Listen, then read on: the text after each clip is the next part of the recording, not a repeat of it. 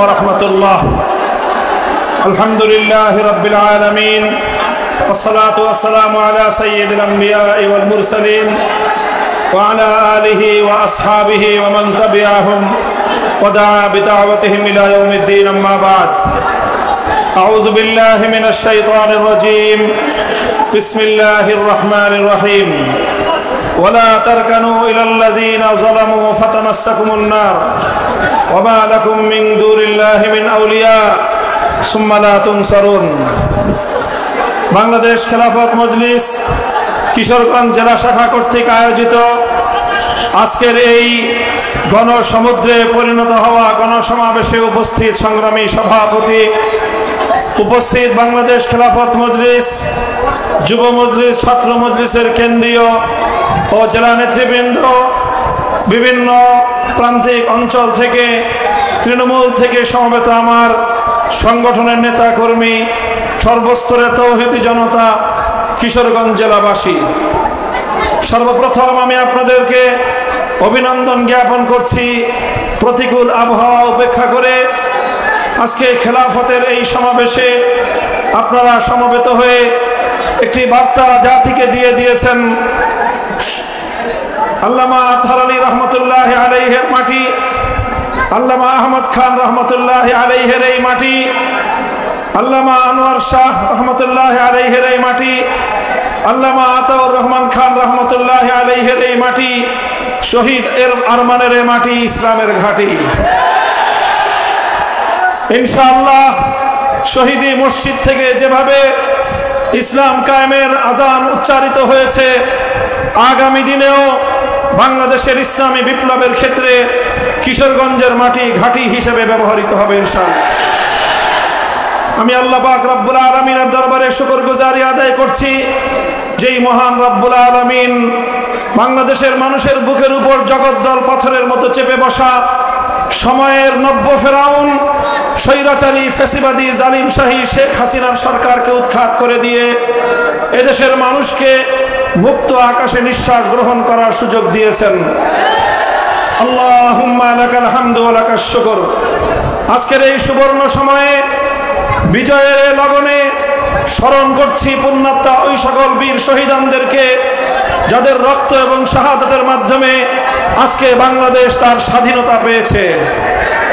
2009 সালের দেশপ্রেমিক সেনা কর্মকর্তা, 2013 সালের শাপলা চত্বরের বীর শহীদান, 2013 সালের আল্লামা সাইদি রহমতুল্লাহ আলাইহের বিরুদ্ধে মহানগড়া কল্পিত মৃত্যুদণ্ডের রায়ের প্রেক্ষিতে শাহাদাত বরণকারী কোরআন প্রেমিক জনতা, 2021 সালে বাংলাদেশের স্বাধীনতার সুবর্ণ জয়ন্তী উদযাপনকালে মুসলমানদের খুনি নরেন্দ্র মোদীর আগমনের বিরুদ্ধে প্রতিবাদ জানিয়ে শাহাদাত বরণকারী হেফাজতে ইসলামের বীর শহীদদেরকে, আর সর্বশেষ 2024 সালের জুলাই এবং আগস্ট মাসে বৈষম্যের বিরুদ্ধে সংগ্রাম করতে গিয়ে, ফ্যাসিবাদকে উৎখাত করতে গিয়ে শাহাদাত বরণকারী আমার দামাল কামাল ছাত্র ভাইয়েরা এবং 3 বছরের শিশু থেকে শাহাদাত বরণকারী বাংলার আবাল বৃদ্ধ জনতা, যাদের রক্তের উপর আজকে বাংলাদেশ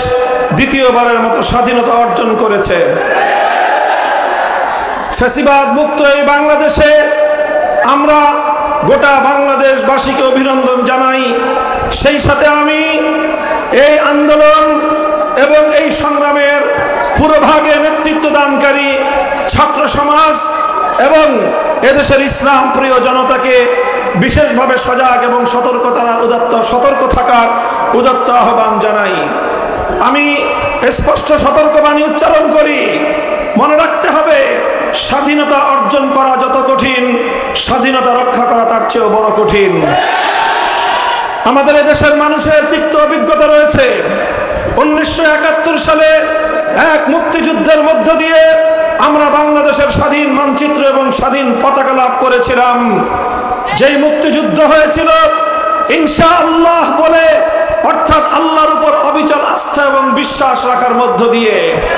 যেই স্বাধীনতার যুদ্ধ হয়েছিল কোরআন এবং সুন্নাহ বিরোধী কোনো আইন তৈরি করা হবে না, এই কমিটমেন্ট এবং এই অঙ্গীকারের ভিত্তিতে দুঃখ এবং পরিতাপের বিষয়, আল্লাহর উপর আস্থা রেখে শুরু হওয়া স্বাধীনতার যুদ্ধ, কোরআন সুন্নাহর বিরুদ্ধে কোনো আইন তৈরি না করার সেই কমিটমেন্টের প্রেক্ষিতে অর্জিত স্বাধীনতা 16ই ডিসেম্বর বিজয় দিবস পালন করার কয়েক মাসের মধ্যেই আমাদের সেই বিজয়কে ছিনতাই করা হয়েছিল।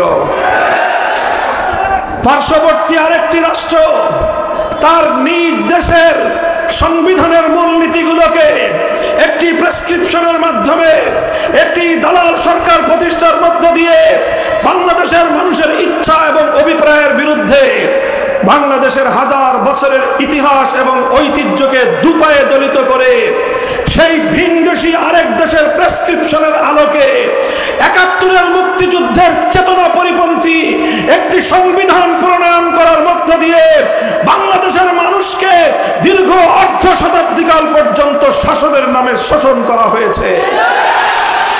সেই পতিত, স্বৈরাচারী, পরাজিত ইসলাম বিরোধী চক্র, পতিত ফ্যাসিবাদী হাসিনার দোসররা তারা বাংলাদেশের মসনদ থেকে উৎখাত হয়েছে, কিন্তু এখনো পর্যন্ত তাদের ষড়যন্ত্র বন্ধ হয় নাই। এজন্য আমি বলি, আমাদেরকে সজাগ থাকতে হবে, সতর্ক থাকতে হবে। শেখ হাসিনা চেয়েছিল বাংলাদেশকে হিন্দুত্ববাদে দীক্ষিত করতে। আমরা বাংলাদেশের মানুষ, আমাদের হাজার বছরের ঐতিহ্য, একদিকে যেমন সাম্প্রদায়িক সম্প্রীতির ইতিহাস, আমাদের ইতিহাস সম্প্রীতির ইতিহাস। আমরা প্রত্যেকটি সংখ্যালঘু জাতির সব ধরনের অধিকারের নিশ্চয়তা প্রদান করি। হিন্দু, বৌদ্ধ, খ্রিস্টান সহ যত সংখ্যালঘু সম্প্রদায় রয়েছে তাদের ব্যক্তিগত জানমালের নিরাপত্তা, অর্থনৈতিক এবং ব্যবসায়িক নিরাপত্তা এবং তাদের নিজ নিজ উপাসনালয়ে যার যার ধর্ম পালনের নিরাপত্তা এবং নিশ্চয়তা বাংলাদেশের হাজার বছরের ঐতিহ্য।